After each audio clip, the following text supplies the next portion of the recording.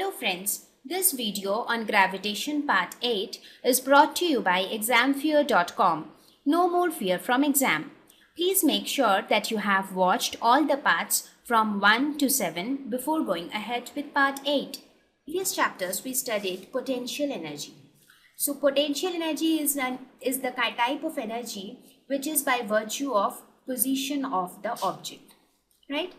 Now, when I talk of gravitational potential energy, that means the energy which is by virtue of position.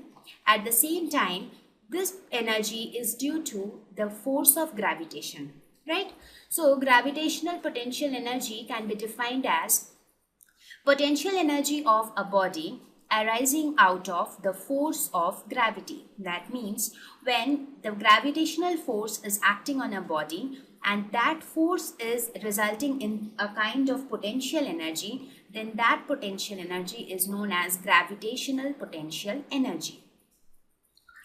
Now, if the position changes on account of force, then change in potential energy is the amount of work done on the body by the force. That means, let us suppose we have any object, say M.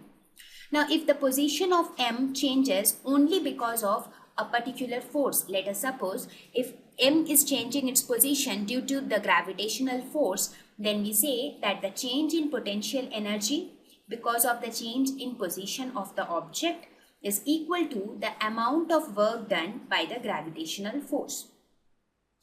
Or we can understand it like this. Let us suppose this is our Earth. Let us suppose we have some object M which was initially at this position. That means which was initially on the surface of the Earth. Later it was taken to some point, say P. Or you can take it like this. Let us suppose some object was initially at point P. Later it came to the surface of the Earth, that is to point Q.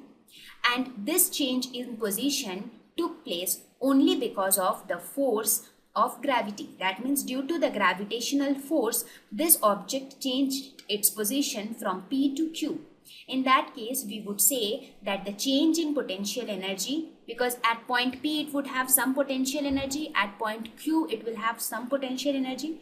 So this change in potential energy while coming from P to Q will be equal to the work done by the gravitational force. So we can say W12, where we say that let us suppose this is position 1 and this is position 2. In that case, the work done in taking the object from position 1 to position 2 is equal to the change in potential energy. That is the potential energy at point 2 minus the potential energy at point 1. So what did we learn? Gravitational potential energy is potential energy which is caused due to the force of gravity.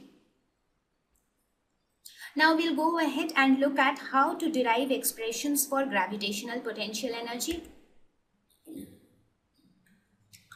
So first we'll take the scenario where small g, that is the acceleration due to gravity, is constant. We will take a scenario where g is supposed to be constant. Let us suppose this is the Earth. And we have some object at point P. Or let us call this point as, say, A.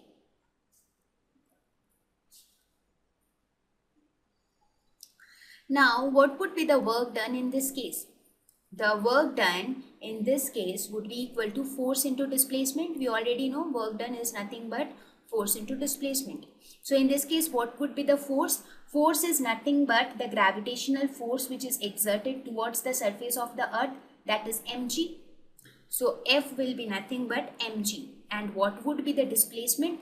Displacement would be this height. Let us suppose if initially it was at point A, later it came to some point B. Let us suppose this way. And let us say the height of A from the surface of the Earth was h2 and the height of point B from the surface of the Earth is h1. So in bringing the object is brought from point A to point B. Let us suppose the body of mass M is brought to B from A. That means this object changed its position from A to B. So in this case, the displacement would be this distance. So what is this distance? h2 minus h1.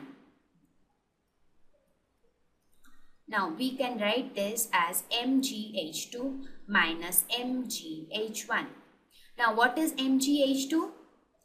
By definition of potential energy, this is the potential energy at this particular point, at point A. So this would be V2, and mgh1, that is the potential energy at point B, that is V1. Therefore, work done in moving an object from A to B, rather, this should be A to B, is the potential energy at A minus potential energy at B. So the work done is equal to the difference in potential energies when we consider that G is constant, that G is not varying in this case, right? Now let us take the second scenario where we consider that value of G is not constant, because in the previous slides we saw that the value of G changes as the distance from the surface of the earth changes. So in this case, we consider that scenario. That is a little complex scenario. So in this case, what would be the work done in bringing an object from one position to another? Let us say, what would be the work done in this case? Here again we have this earth. Let us suppose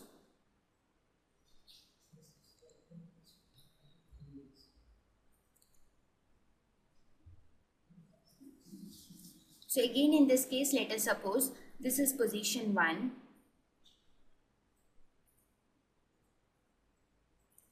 This is position 2. Now let us say we determine the position vector of 2 with R2. Similarly, we determine the position vector of 1 by R1. Now here we consider that G is varying with height. That means G is a function of R. So in this case, W will be equal to integration of f dr from R1 to R2. So what would be F? F would be nothing but G m1 m2 by r square. M1 would be mass of the earth, m2 would be mass of the object, divided by r square into dr, where dr will be changing from r1 to r2. So this would be equal to minus G me into m 1 by r2 minus 1 by r1. Now this can be written as minus Gme into m divided by r2 minus Gme into m divided by r1. So we can say this is nothing but potential energy at r2. Similarly, this is nothing but potential energy at r1. So here also we can see that the work done in bringing the object from one position to another is equal to the difference in potential energy between the two positions. So in both the cases we arrived at the same result, just that we went with two different approaches. In the first scenario, we considered that the value of acceleration due to gravity is constant. In the second scenario, we considered that the value of acceleration due to gravity is not constant. Now we will look at the conclusion about gravitational potential energy. So what did we study about gravitational potential energy? In general, the gravitational potential energy at any distance r is given by gravitational potential energy for any distance r would be given by, this is denoted as V. We already know potential energy is anyways denoted by capital V. So V of r at a distance r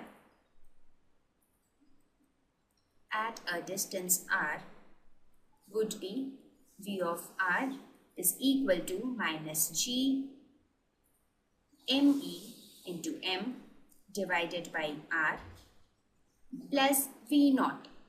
What is this V naught? V naught is the zero of gravitational potential energy. I mean the baseline of gravitational potential energy, where we consider that at this point the gravitational potential energy is equal to 0.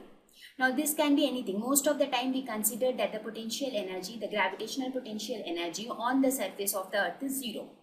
So the zero of gravitational potential energy is completely upon our assumption. There is no fixed point or no fixed value where the zero of gravitational potential energy should be zero. So in general we can say that gravitational potential energy is denoted by minus gme into m divided by r plus v naught, where v naught denotes the zero of gravitational potential energy. We also found that gravitational potential energy is proportional to the mass of the particle. It is very clear from the above definition that V of R is proportional to the mass of the particle. Right? So these are the two important conclusions about gravitational potential energy. So now we will go ahead and define a new term or introduce a new term to you, that is gravitational potential. Till now we talked about gravitational potential energy. Here we will talk about gravitational potential. Gravitational potential, due to the gravitational force of the earth, is the potential energy of a particle of unit mass at that point. That means the gravitational potential energy of unit mass. That means if a particle is of unit mass, then its gravitational potential energy is known as gravitational potential. So we can say that gravitational potential is equal to minus g m divided by r, because the small m will be equal to 1. So this will be minus g m divided by r. So this would be the expression for gravitational potential. So I hope it is clear. Please don't get confused with the similar terminologies like gravitational potential energy and gravitational potential. They both are two different quantities altogether. Thank you. Please visit examfear.com to watch free educational videos, try free online tests, get the best quality study materials, study from the best tutors and mentors, and much more. Thank you once again.